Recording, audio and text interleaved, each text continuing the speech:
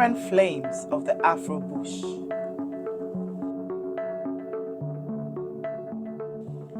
Taking a trip into the hair of the black woman.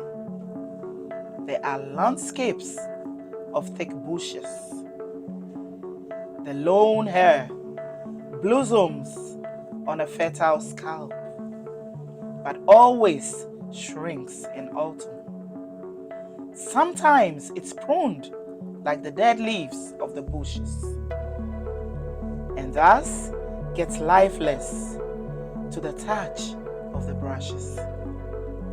But that bush requires freedom, making it swell and spin like the globe. The African heritage is buried deep in its roots.